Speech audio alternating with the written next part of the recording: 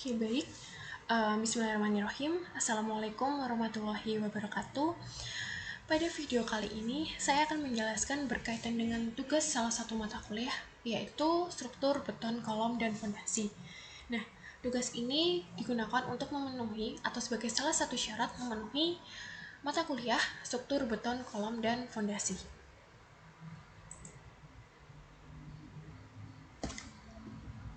Nah, sebelum masuk pada materi, izinkan saya untuk memperkenalkan diri terlebih dahulu.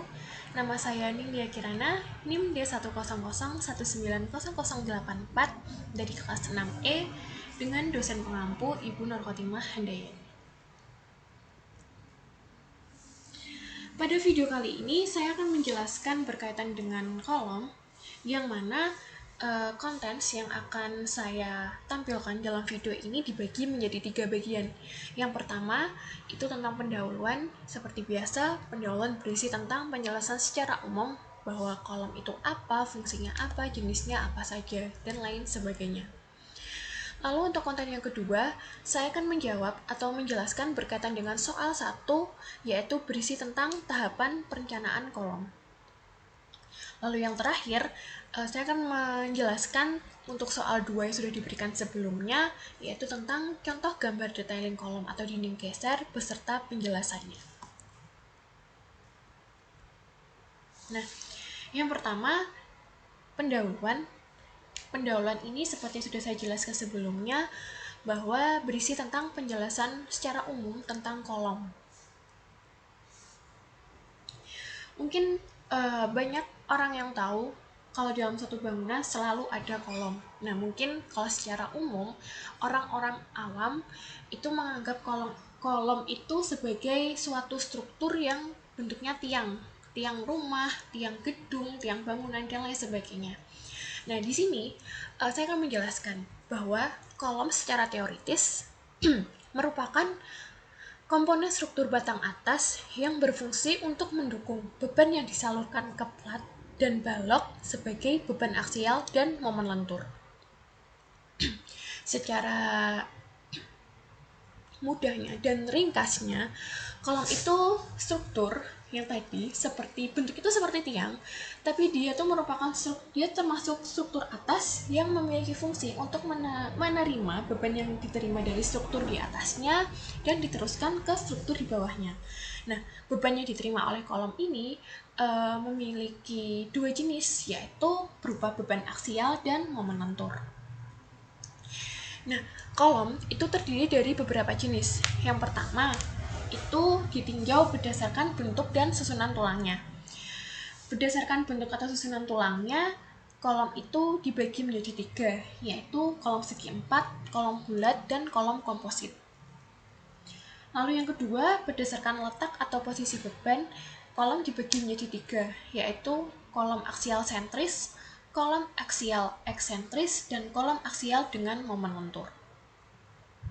Lalu yang ketiga, berdasarkan ukuran panjangnya, kolom dibagi menjadi 2, yaitu kolom panjang atau biasa kita kenal dengan kolom langsing atau kolom lurus, dan kolom pendek yang biasa kita kenal dengan kolom tidak langsing atau kolom gemuk. Lalu yang terakhir, kolom berdasarkan pengaruh terhadap beban horizontal. Nah, kalau terhadap beban horizontal, kolom dibagi menjadi 2, yaitu kolom terkekang atau biasa kita kenal dengan kolom tidak bergoyang, dan kolom tidak dikekang atau biasa kita kenal juga dengan kolom bergoyang. Nah, di layar ini teman-teman bisa melihat, ini saya menampilkan contoh gambar dari kolom yang dilihat atau ditinjau berdasarkan bentuk atau posisi tulangannya. Nah, untuk yang paling sebelah kiri,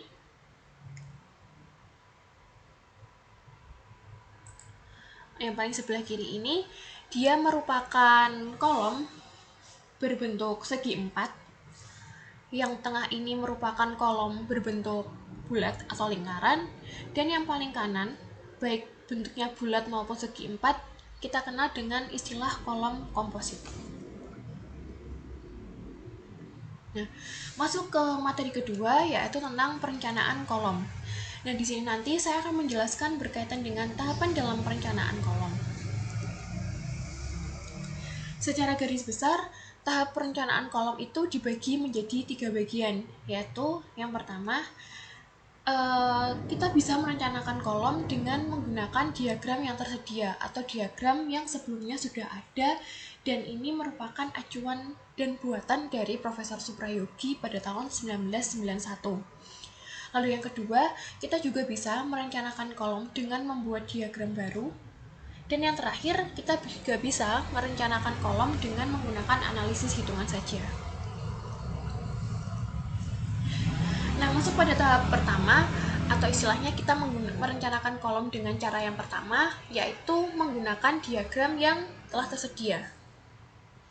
Nah, tahapan yang pertama, ketika kita merencanakan kolom dengan menggunakan diagram yang sudah ada, itu kita memerlukan data awal berupa f-aksen C atau data awal berupa f-aksen C, yang kedua FY, yang ketiga PU atau gaya aksial perlu, yang keempat MU atau momen perlu, dan yang terakhir adalah dimensi awal kolom. Jadi kita merencanakan kolom itu kita harus setidaknya punya gambaran kita mau menggunakan kolom itu dengan dimensi awalnya berapa jika memiliki PU dan MU sekian, kayak gitu.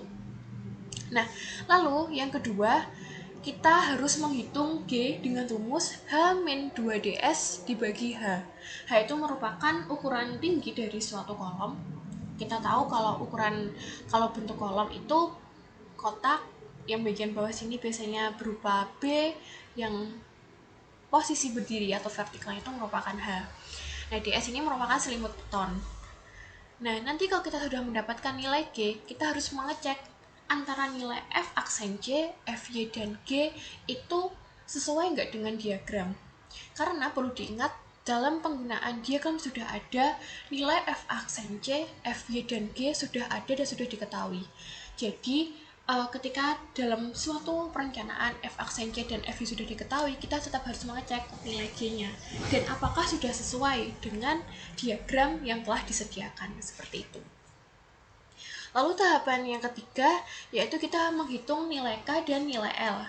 Nilai K dirumuskan dengan PU dibagi dengan F aksen C dikali B dikali H, dan nilai L dirumuskan dengan MU dibagi F aksen C dikali B dikali H kuadrat. Nah, dalam diagram nanti, nilai K dan L ini yang sangat mempengaruhi dari pembacaan rasio tulangan teman-teman. Jadi, nilai K ini nanti dia dalam posisi ketika di diagram itu sumbu vertikal, dan nilai L ini nanti dia di diagram dalam bentuk sumbu horizontal, seperti itu. Setelah kita mendapatkan nilai K dan L, tahapan yang keempat yaitu kita memasukkan nilai K dan L itu ke dalam grafik. Seperti tadi saya jelaskan, dari nilai K dan L yang sudah kita masukkan ke dalam grafik itu nanti akan didapatkan nilai ROT atau rasio tulangan, seperti itu. Lalu yang terakhir, tahapan terakhir setelah kita mendapatkan nilai rasio tulangannya berapa, kita menghitung AST atau biasa dikenal dengan luas tulangan total, seperti itu. Nah, dirumuskan dengan rasio tulangan yang sudah didapatkan dari grafik dikali dengan B dikali dengan H. Nanti setelah kita mendapatkan luas tulangan total itu, kita menghitung N atau istilahnya kita kenal dengan jumlah tulangan yang akan kita gunakan. Nah, di sini dirumuskan dengan luas tulangan total dibagi 1/4 dikali Pi dikali D kuadrat. Nah, di sini D ini merupakan diameter tulangan. Jadi pada awalnya kita juga merencanakan mau menggunakan tulangan dengan diameter berapa. Nah, di sini nanti digunakan diameter tulangan tadi digunakan untuk menghitung jumlah tulangan yang akan direncanakan, seperti itu.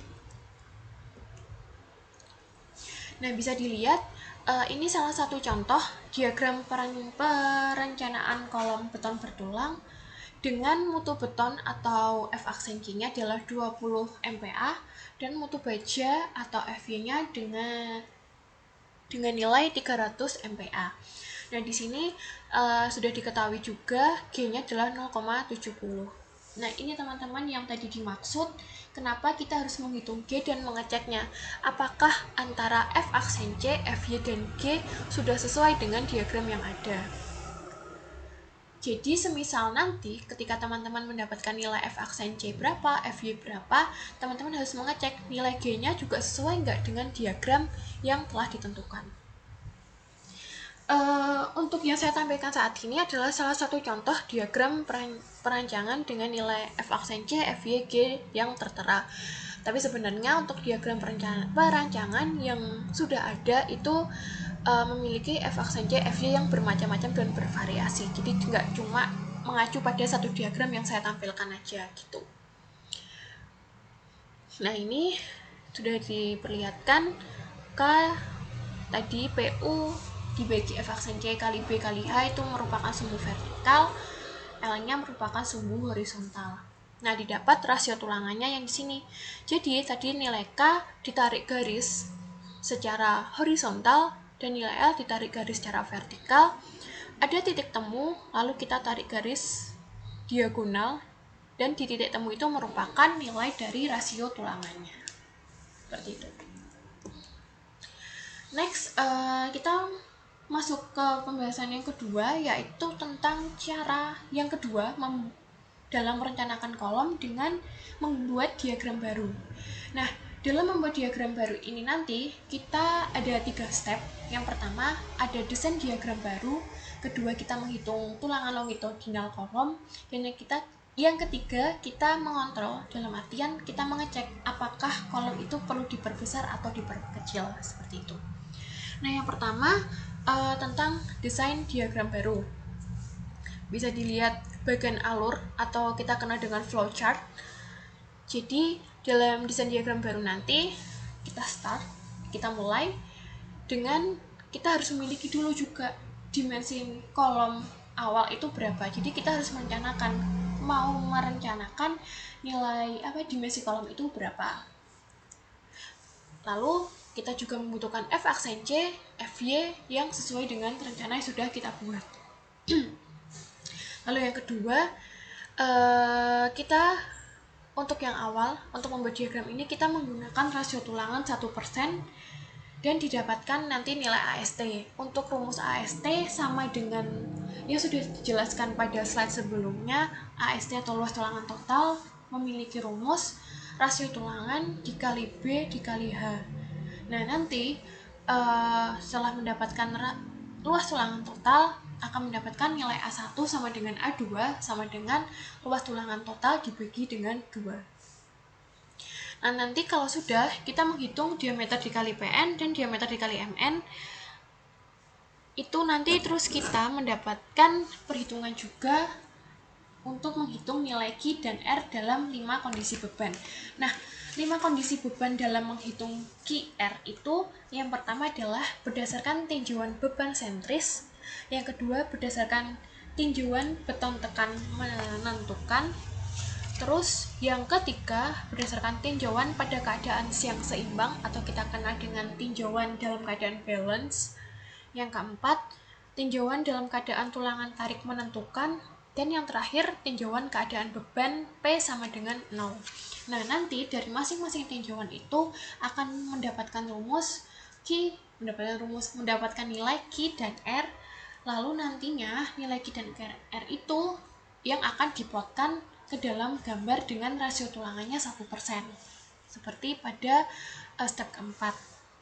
Nah, rumus dari diameter PN, diameter MN ini kurang lebih adalah nilai dari rasionya ini itu biasanya diketahui dengan 0,65 dikali dengan PN. Nah, PN ini adalah gaya aksial total. Sedangkan MN adalah adalah momen lentur total. Sedangkan Q adalah ini yang saya beri tanda atau pointer merah ini dibagi dengan F aksen C dikali B kali H. Begitu juga dengan R, berarti yang MN ini dibagi dengan F aksen C dikali B dikali H kuadrat. Jadi sebenarnya kurang lebih dalam membuat diagram baru itu sama dengan rumus yang sebelumnya untuk mencari nilai K dan L, karena nilai dari PU maupun PN, MU maupun MN itu akan dibagi dengan F aksen C dikali B kali H, untuk yang satunya dibagi dengan F aksen C dikali B dikali H kuadrat. Nanti semisal kita sudah mendapatkan semua nilai Q dan R-nya, nanti kita akan menguploadkan nilai Q dan R itu dalam gambar dengan rasio tulangan 1%. Dan nanti kalau sudah, kita harus menghitung lagi mulai dari step kedua sampai ke step keempat dengan rasio tulangan yang berbeda, yaitu mulai dari 2%, 3%, 4%. Nah, perlu diketahui kalau dalam merencanakan kolom itu kita biasanya menggunakan rasio tulangan dalam rentang 1% sampai 4%, seperti itu. Makanya kenapa ketika kita harus membuat diagram baru, kita harus membuat rasio tulangannya dari 1%, 2%, 3%, dan 4%. Selanjutnya, setelah tadi diagramnya terbentuk, kita baru mendesain tulangan longitudinal kolom.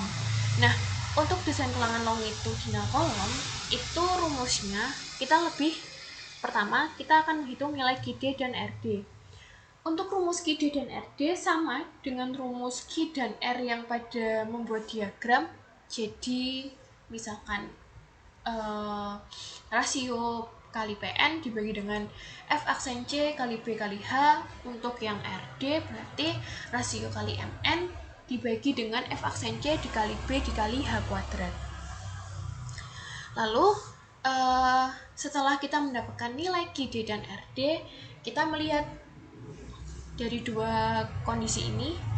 Ada dua kondisi, jadi setelah kita menghitung QD dan RD, jadi nantinya kita harus melihat rasio tulangan itu dia berada di atas QB atau Q balance atau di bawah QB atau Q balance.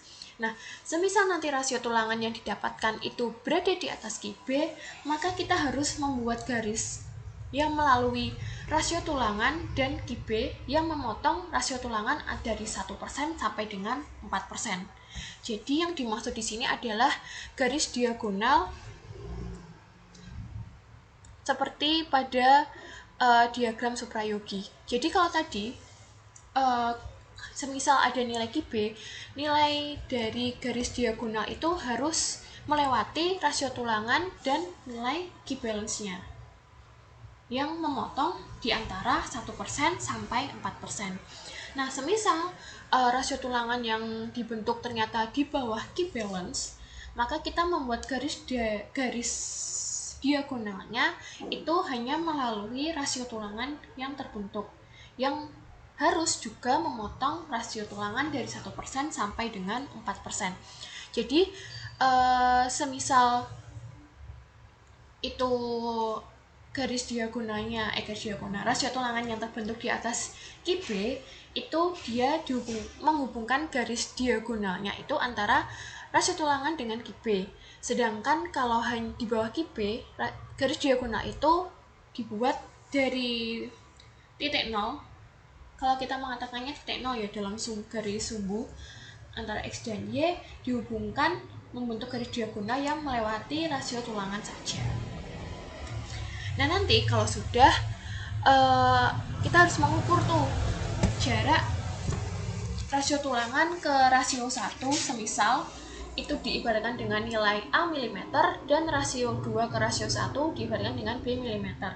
Perlu diingat ketika kita mengukur nilai A dan nilai B ini, kita harus menggunakan penggaris milimeter seperti itu. Nanti untuk detailnya seperti apa, setelah ini saya jelaskan, ada gambarnya. Dan nanti kalau kita sudah mendapatkan nilai A dan nilai B, kita baru menghitung rasio tulangan dari desain tulangan longitudinal kolom kita itu mendapatkan rasio tulangannya berapa dengan rumus rasio tulangan pertama dalam artian rasio tulangan yang minimal ditambah dengan nilai A dan dibagi B dipersenkan. Nah, di sini rasio tulangan pertama itu nggak harus yang 1%. Jadi semisal setelah digambar garis diagonalnya, ternyata rasio tulangan titik pertemuan antara nilai QD dan RD itu berada misalkan di antara nilai 1% dan 2%. Berarti row satunya diisi dengan 1%. Kalau semisal di antara 2 dan 3%, berarti row satunya diisi dengan 2%, dan seterusnya. Jadi, rasio tulangan yang dibentuk dari QD dan RD itu nanti berada di antara dua rasio tulangan yang ada di diagram.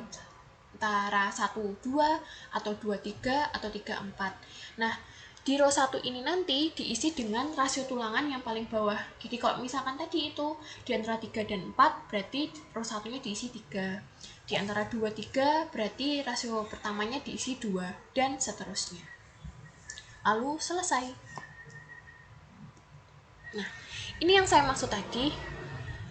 Jadi kita mendapatkan nilai Q dan R dari Q balance-nya itu berada di sini ya. Misalkan contohnya, kita tarik garis ke kanan. Nah, ternyata ketika kita menghitung rasio tulangan dari kolom yang kita rencanakan, dia berada di atas QB. Maka ditarik garis dari QB ke nilai rasio tulangan yang kita cari, yaitu pertemuan antara nilai Q dan nilai R. Nah, ini nilai Q dan nilai R. Q kita tarik secara horizontal, R kita cari secara vertikal, ketemu titik pertemuan disebut dengan rasio tulangan, lalu ditarik garis diagonal dari QB ke rasio tulangan. Nah, nanti semisal ternyata posisi rasio tulangan teman-teman ini ada di bawah QB, jadi kita nariknya dari Q0. Kita tarik, misalkan contohnya rasio tulangannya teman-teman di sini, R-nya di sini. Nah, nanti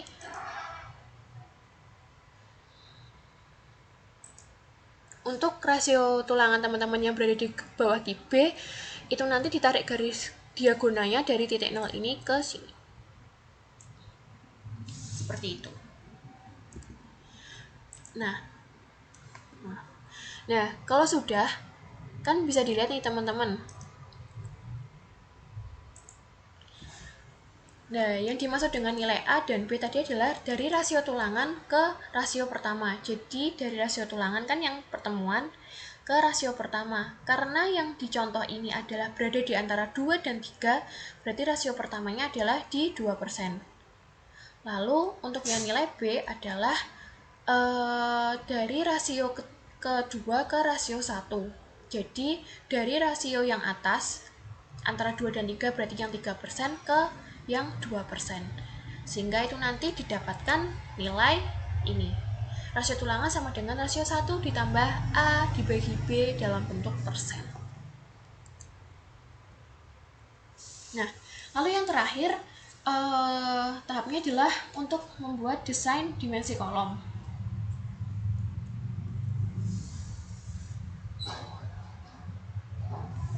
Ketika kita mendesain dimensi kolom tadi, kan kita sudah tuh menghitung QD dan RD, kita buat garis horizontal dan vertikal QD RD, terus kita akan mengecek.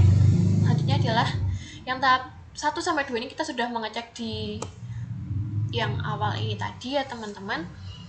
Terus nanti habis itu kita ngecek nilai rasio tulangan yang terbentuk. Nah, kalau misal rasionya tulangan teman-teman berada di antara 1% sampai dengan 4%, insya Allah dimensi kolom yang sudah dibuat oleh teman-teman itu aman, karena dia berada dalam rentang 1% sampai dengan 4%, sesuai dengan yang disyaratkan. Namun, apabila rasio tulangan yang terbentuk punya teman-teman itu berada di kurang dari 1%, jadi semisal ini saya gambarkan di sini,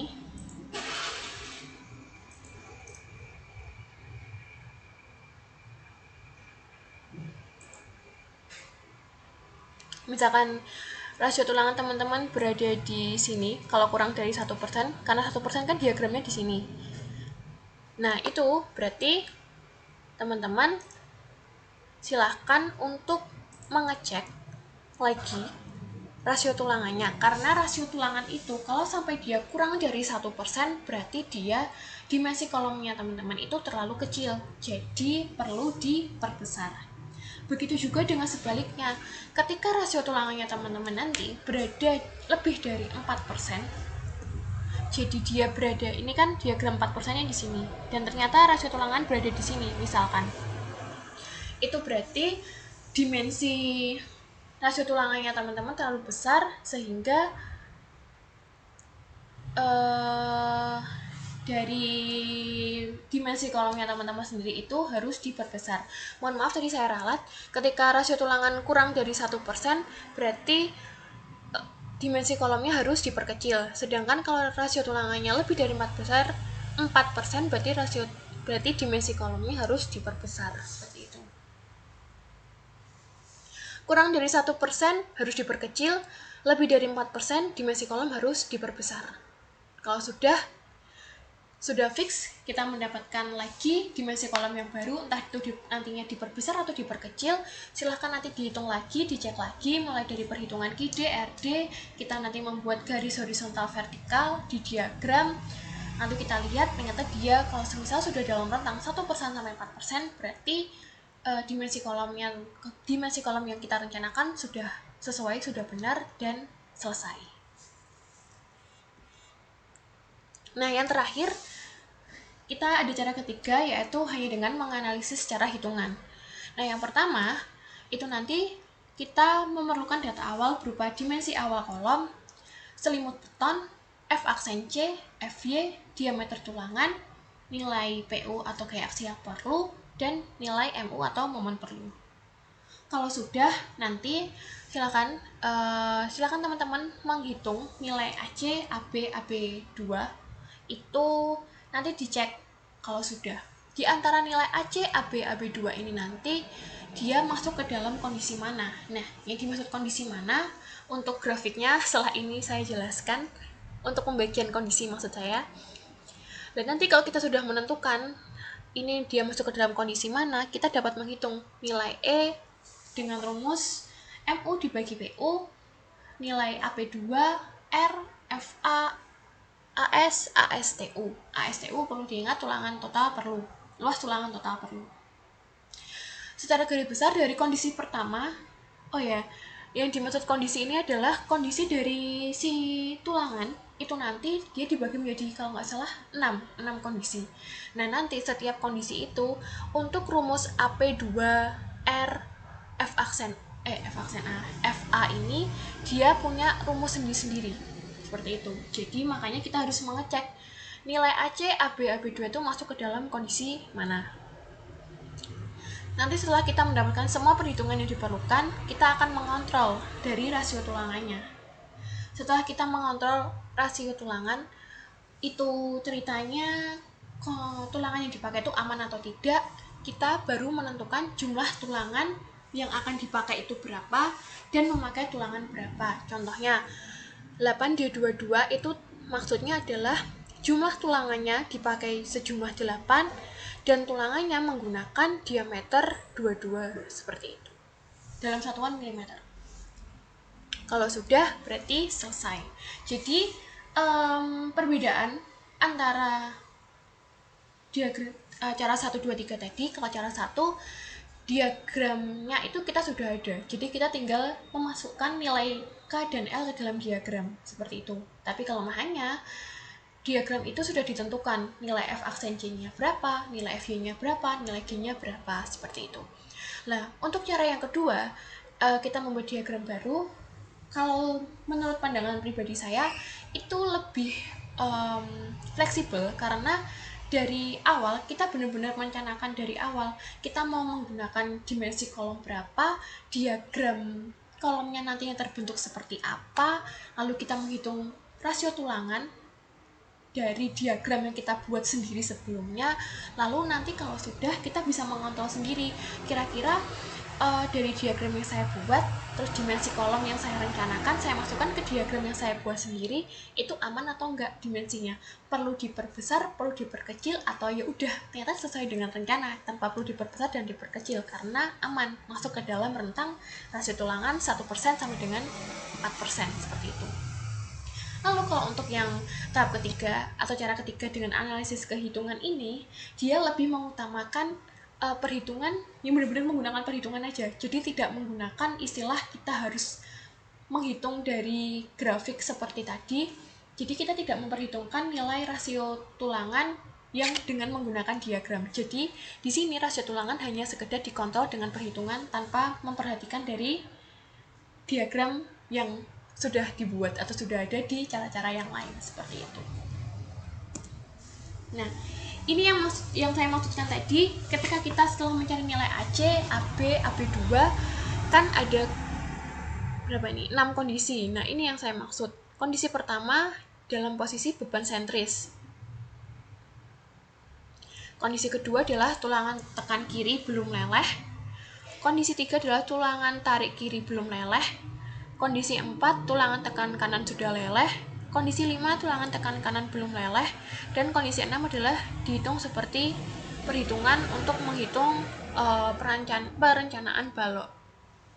Nah, dari kondisi 1 sampai kondisi 3 itu, dia termasuk ke dalam BTM atau beban tekan menentukan, yang mana nilai AC itu selalu lebih dari AB. Sedangkan kondisi 4 sampai kondisi 6 dia termasuk ke dalam CTM, tulangan tekan menentukan. Jadi kalau yang 1 sampai 3 itu lebih ke bebannya, kalau kondisi 4 sampai 6 itu lebih ke tulangannya. Dengan syaratnya nilai AC selalu kurang dari AB. Nah, oke, selanjutnya kita akan menjelaskan berkaitan dengan materi yang terakhir, yaitu tentang detail kolom. Nah, di sini nanti saya akan mengambil salah satu contoh detailing kolom dari salah satu proyek, dan saya akan jelaskan seperti apa, kayak gitu.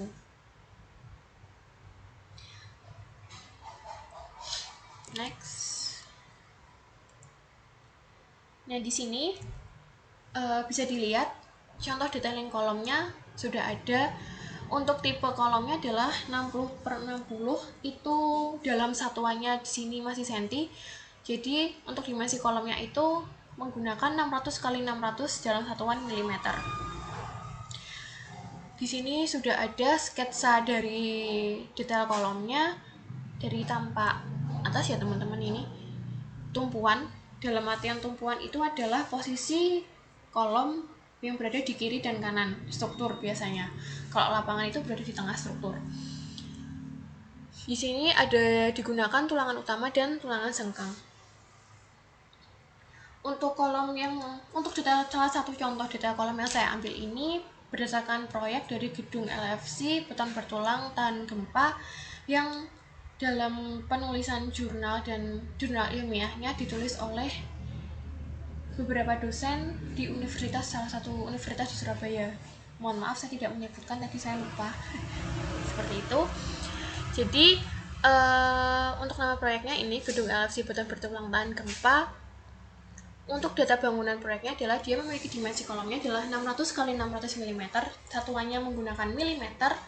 Untuk mutu beton atau FC-nya adalah 30 MPa atau megapascal. Mutu bajanya FY 390 megapascal. Untuk selimut betonnya digunakan 50 mm, tulangan utamanya menggunakan diameter 22 mm, dan tulangan sengkangnya menggunakan diameter 12. Nah, yang dimaksud dengan selimut beton di bagian sininya ya teman-teman.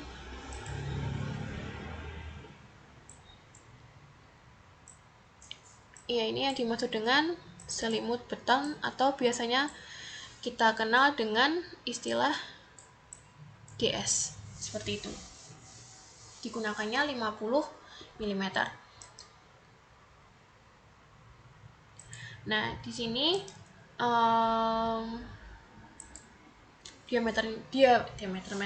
selimut betonnya sebesar 50 mm. Ada tulangan utama dan tulangan sengkang. Kita tahu di sini sudah data bangunan dari proyek adalah tulangan utamanya menggunakan diameter 22 mm dan tulangan sengkangnya menggunakan diameter 12 mm. Nah, di sini di dalam gambar ini juga dijelaskan tulangan utamanya sebesar 16D22 untuk yang tumpuan dan 16D22 untuk letak lapangan. Pembacaan untuk ini adalah dia memiliki tulangan utama untuk yang letak tumpuan maupun lapangan, kan karena sama ya, saya menjelaskannya jadi satu aja. Tulangan utama dia memiliki tulangan tersebut sejumlah 16 tulangan menggunakan diameter 22 mm. Lalu untuk tulangan sengkangnya dia memiliki baik tumpuan maupun lapangan.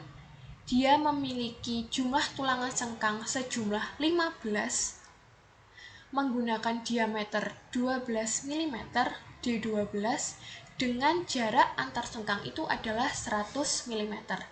Jadi contoh pembacaan 16D22 adalah 16 jumlah tulangan 16 menggunakan diameter tulangan 22. 15D12 strip 100 itu pembacaannya adalah jumlah tulangan 15 menggunakan diameter 12 dengan jaraknya adalah 100 mm. Seperti itu. Nah, mungkin itu untuk contoh detailing kolom, dan saya rasa juga untuk pembahasan atau penjelasan melalui video ini tentang materi kolom yang sudah ditugaskan sebelumnya sudah selesai. Kurang lebihnya saya mohon maaf. Wassalamualaikum warahmatullahi wabarakatuh.